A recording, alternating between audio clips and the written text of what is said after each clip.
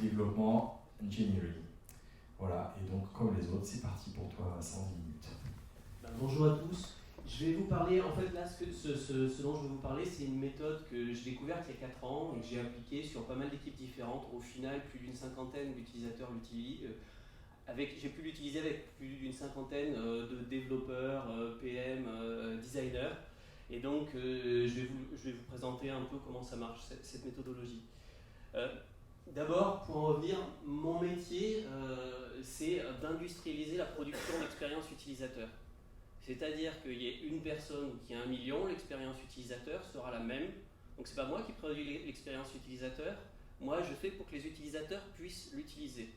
Donc si l'expérience utilisateur est mal conçue, le code sera mal conçu. C'est très difficile de faire mieux. Mais en même temps, savoir exactement ce qu'on veut faire, c'est compliqué à l'avance. On n'est pas dans une boule de cristal, ou sinon c'est qu'on est sur un marché où on n'est pas innovant. Donc si on ne sait pas ce qu'on veut faire, on va devoir besoin d'itérer et de faire des virages au frein à main. Donc cette méthode-là permet de faire ce travail.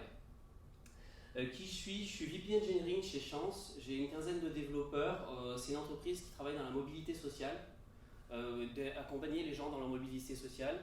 Moi, pour résumer, je suis un nerd, mais depuis les années 80. Ça fait un bon moment que je travaille dans la tech où j'ai pu avoir pas mal de rôles différents, surtout côté tech. Et s'il y a une chose que j'ai découvert au cours de mes dernières 25 années d'expérience, c'est que le truc le plus dur, c'est de travailler ensemble. C'est qu'on a tous nos spécificités et notre façon de voir le métier. Et en fait, c'est très dur de partager. J'ai pas monté une stack technique d'une entreprise normale, mais ça se voit à peine sur l'écran, tellement qu'il y a d'outils différents. Vous imaginez, en plus, il faut collaborer là-dessus, il faut comprendre le besoin utilisateur. C'est ultra dur. Il y a des gens qui ont eu ce problème-là dans les années 80, et pour eux, c'était un peu vital d'écrire correctement le métier, de le documenter.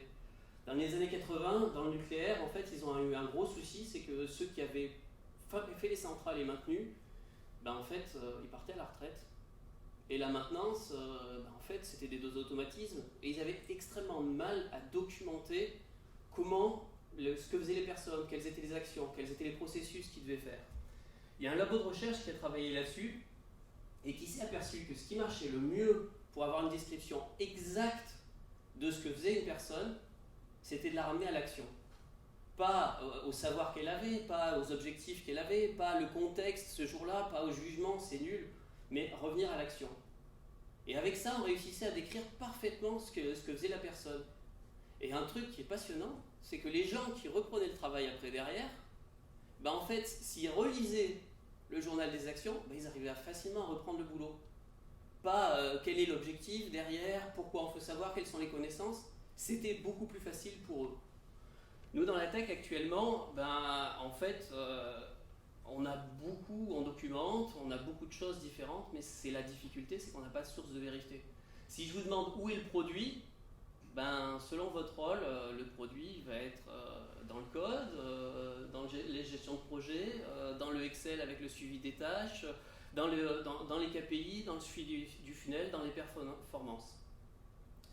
Il y a des gens qui travaillent depuis plus de 20 ans, c'est dommage, c'est pixelisé, sur en fait, c'est des techs, c'est que des nerds et ça vient de la tech à la base, ce que je vous décris. Et en fait, qui ont ce boulot, qui ont eu cette problématique de comment faire parler les experts métiers et comment être capable de faire un virage au frein à main avec un sourire. C'est-à-dire que si on tourne, on n'a pas les devs qui font un syncope et qui se barrent tous, on est capable de bouger. Et c'est pas simple quand on a beaucoup d'utilisateurs dessus. Et j'ai pu jouer avec l'Event Storming, ça marchait bien, j'ai pu jouer avec Event Store DB, et en fait, en 2018, il y a Adam Dimitriuk qui a formalisé l'Event Modeling. Ce qu'on appelle un event, juste pour que vous fassiez le lien avec les deux slides, un événement, c'est une action qui s'est terminée dans le passé. Et donc le gars, il s'est dit que si on décrivait le parcours utilisateur sous la forme des listes d'actions qu'il faisait, en fait, on pourrait le coder plus facilement. Et en fait, c'est tout le principe de l'event modeling. L'event modeling, ça reprend les couches de l'event storming, qui était très tech, pour ajouter toute une couche qui est accessible pour l'UX, accessible pour le product, accessible pour la data, pour la QA, et pour la QA, pour le support. Ça peut vous faire peur comme ça, mais on va partir de zéro. En fait, un event modeling, ça commence par qu'est-ce qu'on fait quand? C'est une base. Quelles sont les actions dans le temps pour cette feature donnée?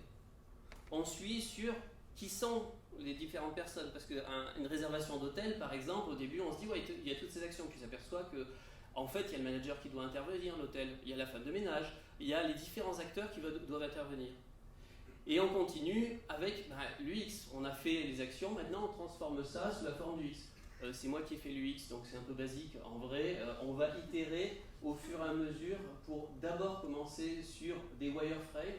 Et au fur et à mesure, l'event modeling va grossir et se changer pour passer de la version 16 pixels au 4K.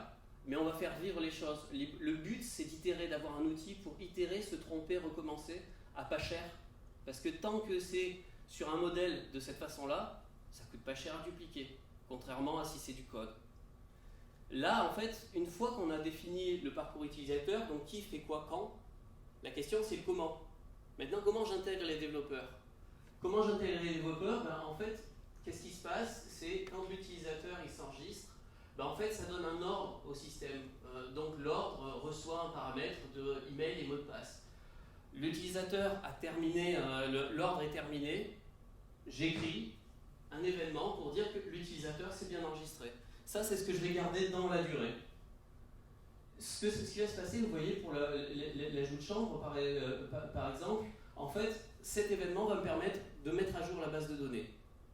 C'est-à-dire, je n'écris jamais directement dans la base de données, je log d'abord les actions et ensuite j'écris dans la base de données. Si je vous faisais une traduction, en fait, je fonctionne comme en comptabilité. Si vous avez déjà fait de la comptabilité, il y a le grand livre et le bilan. Plutôt que d'écrire directement dans le bilan, j'écris dans le grand livre. Ce qui fait que quand je veux rejouer et comprendre ce qui s'est passé, imaginez, vous êtes à moins 5 000 € sur votre compte en banque. Si vous n'avez pas votre relevé de compte, vous allez pleurer. Alors qu'avec votre relevé de compte, vous allez regarder, où est-ce que j'en suis arrivé à 5 000 €. Donc l'événement, c'est votre relevé de compte. Là où les moins 5 000, c'est l'état final. Ce que ça donne un event modeling complet, là je vous le présente, c'est qu'en fait, ça c'est un event modeling, c'est disponible sur mon GitHub, j'ai essayé de l'implémenter en vrai avec du NATS et du Nest.js. C'est qu'à la fin dans l'event modeling, on va retrouver les stories, parce qu'on va pouvoir découper en différentes étapes, avec les critères d'acceptation, les acteurs, mais aussi avec les acteurs, les règles d'authentification, de sécurité. On va aussi retrouver en fait les règles de persistance, parce que en fait tout ça, comme ça vient des flux d'événements, on peut dire ça c'est des données sensibles, je vais le mettre dans tel flux d'événements. Ça c'est des données un peu moins sensibles, je vais les mettre dans tel autre flux d'événements, et je vais ranger au fur et à mesure. Ce que ça permet aussi de faire, que moi je trouve assez génial, c'est que le process user book the room, quand il a terminé cette étape-là, il a écrit l'événement et le boulot est fini. C'est-à-dire que s'il y a d'autres équipes qui ont besoin de travailler, elles n'ont pas de dépendance. Elles ont peut-être besoin de l'événement, elles peuvent se l'envoyer elles-mêmes. Donc en fait, cette logique à la fois d'event sourcing et d'event driven, et cette logique de slicing permet de partager le boulot. C'est-à-dire que je peux avoir 4 équipes qui travaillent sur les 4 slices en même temps. Donc j'ai une colonne ici, une colonne là, une colonne là, une colonne là. Je peux avoir 4 équipes qui travaillent en parallèle dessus, puisque en fait, dès que j'ai émis l'événement, j'ai terminé le travail. Autre chose, petit détail, pour GDPR, je suis en RGPD, je suis en plein dans le boulot. Qu'est-ce qu'il me demande? Qu'est-ce que me demande le DPO? C'est quoi les règles d'accès aux données? C'est quoi les règles d'authentification? C'est quoi les rétentions de données? Est-ce que vous supprimez bien les données automatiquement? Est-ce que vous supprimez les données quand ça revient? Tout ça, c'est documenté là-dessus. Je reviens sur ce document. En fait, ce document a quelque chose de génial, c'est que si j'ai un cas spécial, c'est que là, je peux me projeter en tant que tech, je peux me projeter en tant que PM, je peux me projeter en tant que QA. Et si je vois un cas spécial, par exemple, l'utilisateur habitué, il ne va pas suivre ce process. Je duplique l'event modeling, et je fais ce cas-là, le cas de l'utilisateur habituel. Comment lui fonctionne, quel est son parcours utilisateur. De la même façon, dans 4 mois, parce que mon but c'est d'industrialiser un parcours utilisateur, la production, mais il faut l'assumer derrière. c'est la différence entre output versus outcome. C'est-à-dire qu'en output, quand on a fini, salut, il faudra payer la TMA. En outcome, en fait, il faudra revenir dessus, revenir dessus, revenir dessus, revenir dessus. Tant qu'on n'a pas atteint le qui résulte suffisant.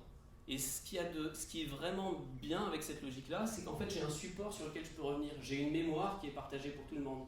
J'ai même mis des bugs là-dessus pour essayer les erreurs centrales, pour les relier aux différents cas utilisateurs. Derrière, je vous partage, en fait, vous connaissez tous, le tracking plan. En fait, vous avez un plan de tagage gratuit que vous avez défini avec les équipes dev. Et ce qui est chouette avec un log d'événements, c'est que votre plan de tagage, vous pouvez l'envoyer vers le CRM, vers les partenaires avec Google Calendar ou Amadeus, ou vers votre BI assez facilement, ou même versionner vos tables de base de données. Mais ça, j'ai pas envie de rentrer là-dedans. Je voulais terminer par cette citation sur en informatique, il y a seulement 2 choses difficiles, l'invalidation du cache et nommer les choses. Et en fait, ce que permet l'event modeling, c'est la capacité de partager et d'échanger pour nommer correctement les choses.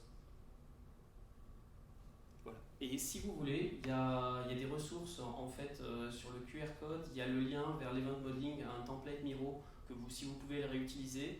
Et j'ai copié dedans le lien vers le repo GitHub avec le code qui marche derrière ça.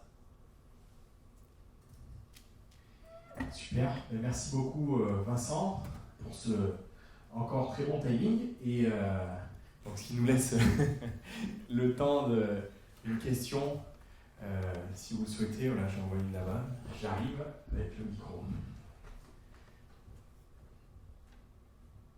Merci, tout d'abord c'était passionnant. Petite question pour faire le lien entre la première conf d'Axel et la tienne. Le rôle du product, c'est d'identifier le problème en fait, de l'utilisateur, trouver la meilleure des solutions pour y répondre. Et en fait, comment on fait pour retracer ces actions dans le cadre de cette méthodologie? On les décrit en machin, qui fait quoi quand commun. Tu décris les actions. Et ce qui est dur, c'est pour ça que j'ai mis le graphe du satellite de l'action, c'est que souvent on mélange action et contexte, action et jugement, action et objectif. Et en fait, c'est très dur de revenir à l'action. Et en fait, quand on se met à écrire ce qu'a réellement fait l'utilisateur, ce qui a terminé, c'est pas si énorme que ça. On le voit comme une montagne, mais au final, c'est pas une méthode. Et dans l'interview, quand tu fais une interview de discovery, souvent en fait l'utilisateur t'en parle en filigrane. Justement, il y a un biais, c'est-à-dire qu'il en parle en filigrane, mais c'est pas qu'il se trompe sur ses actions, mais il n'est pas capable de les segmenter une à une. Alors que si on était dans son day-to-day pour voir exactement tout ce qu'il fait. Juste pour revenir, la méthodologie qui a été utilisée par le CNRS est utilisée aussi pour l'équipe de France de natation par exemple. Et le fait de faire revenir quelqu'un à un moment donné précis dans le temps où il faisait cette action-là à ce moment-là, mais vraiment à un moment précis, pas de façon générique, comment tu fais ça, mais à un moment précis, tu as la certitude d'avoir la description de l'action. Et le but en fait c'est d'essayer de le concentrer, non, pars pas plus tard, pars pas sur le générique, reviens. Là je sors de l'event modeling, mais c'est en technique d'interview, si tu reviens à un moment précis dans le temps, en fait c'est hallucinant. J'ai déjà vu des gens décrire un battement de pied de 2 secondes, ils y passaient 1 heure. Merci, super. Merci Vincent. Une autre question, alors on a encore un peu le temps. Oui, merci, c'est vraiment super intéressant. Là, on est dans le cadre du book room pour un hôtel, donc c'est quelque chose qu'on connaît bien. Mais quand on est dans le développement d'un projet innovant, justement, où il y a beaucoup plus d'inconnus, on arrive à gérer toutes les possibilités d'actions différentes qu'on anticipe, mais dont on n'est même pas sûr. Enfin, je veux dire, la complexité, elle monte énormément quand même. En fait, c'est comment est-ce que tu dérisques au maximum? C'est ça la question. Et dérisquer un parcours utilisateur au moment où c'est sur Miro, c'est quoi? C'est une journée perdue, c'est avec le Discovery, c'est 2-3 jours. Le dérisquer au moment où l'UX il est arrivé, on est passé sur 2-3 semaines. Le moment où les devs sont arrivés, on est passé, je parle du TJM, ça fait extrêmement mal. Donc en fait, le fait de partir sur le parcours utilisateur et le définir le plus en amont et se dire que cette partie à pas cher, on va itérer, on va accepter de se tromper, on va être bienveillant, on va faire des tests utilisateurs avec des maquettes, avec des prototypes le plus tôt possible pour essayer de cadrer le minimum vital, mais en fait c'est le plus économique. En fait c'est une économie de début qui paye énormément à la fin, puisqu'en fait les devs, si tu n'y as pas pensé, eux ils y penseront. Les cas spéciaux, les cas d'erreur, c'est ce qui explose un planning de dev. Tu arrives et ce cas-là, on l'a géré, et celui-là, et là quand l'utilisateur il est comme ça, et tu pensais livrer, et au final, bah non. Et donc tout ce que tu peux faire en amont, et tout ce qui peut être échangé, en fait, pourquoi j'ai parlé de la logique de l'action et des satellites de l'action, c'est comment est-ce que tu peux dérisquer au maximum et avoir un format d'échange. Et en parlant de l'action des utilisateurs, c'est n'importe qui dans l'entreprise est capable de le comprendre. Et c'est très difficile, en tout cas moi j'ai pas trouvé, de parler de fonctionnalités, de features, autrement qu'en décrivant les actions utilisateurs et d'avoir tout le monde dans la même salle qui comprend et qui est capable d'échanger. J'ai pas trouvé d'autres formats, je suis preneur. Merci Vincent, donc on te retrouve avec le reste de l'équipe